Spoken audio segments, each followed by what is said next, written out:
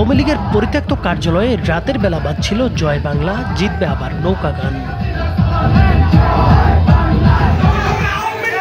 এ সময় হঠাৎ অতর্কিত হামলা হয় গানের আসরে, ভাঙচুর করা হয় মিউজিক পার্টির জন্য আনা সরঞ্জাম। আহত হন বৈষম্য বিরোধী আন্দোলনে জড়িত এক শিক্ষার্থী। ঘটনা চাঁদপুরের। গত 15 আগস্ট রাতে জেলা আওয়ামী লীগের পরিত্যক্ত কার্যালয়ে এক মিউজিক পার্টি ঘিরে বড় ধরনের উত্তেজনা দেখা দেয়। জুলাই আন্দোলনে অংশ নেওয়া কিছু শিক্ষার্থী ও স্থানীয় লোকজন ওই আয়োজন করে। সেখানে বিভিন্ন রাজনৈতিক ব্যঙ্গাত্মক গান বাজানো হচ্ছিল।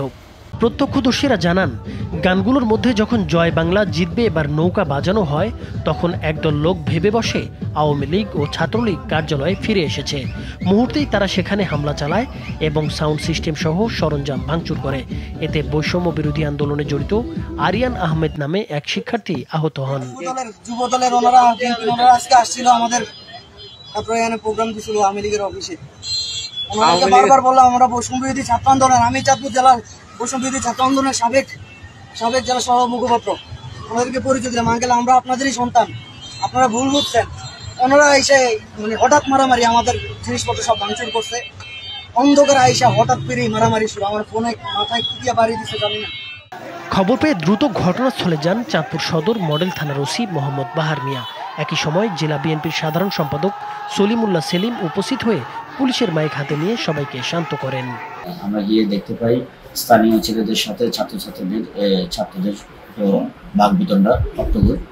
পরবর্তীতে আমরা গিয়ে গান বাজনা বন্ধ করে দিই এবং পরস্পরের মধ্যে ভুল বোঝাবুঝি হয়, এ বিষয়ে মীমাংসা করা হয়।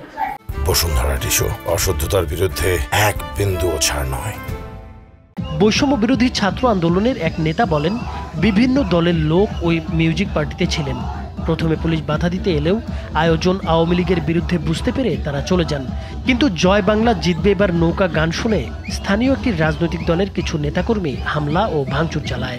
আমি মাইকটা দিয়ে ডিক্লেয়ার করলাম যে এটা আওয়ামী লীগ অফিস, এইটা আওয়ামী লীগ এখন নাই, আওয়ামী লীগ নিষিদ্ধ দল, আওয়ামী লীগ নাই, এই অফিস এখন সরকারের তত্ত্বাবধানে আছে।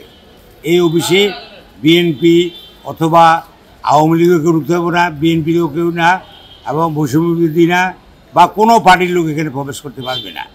যারা সেখানে প্রোগ্রাম করছেন এটা সঠিক করেন নাই, এটা ভুল করছেন, এটা অন্যায় করছেন। এখন আপনারা বেরিয়ে যান এখান থেকে, আর আমি চলে যাচ্ছি। আমার সাথে আমার বিএনপি নেতাকর্মী সমর্থক এবং সাধারণ জনগণ যারা আছেন সবাই দয়া করে এই জায়গাটা ছেড়ে দেন।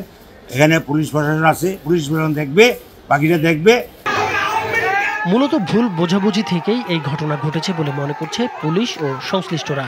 এই ঘটনায় এখন পর্যন্ত থানায় কোনো অভিযোগ বা মামলা হয়নি। নাইমুর হোসেন, মাছরাঙা টেলিভিশন।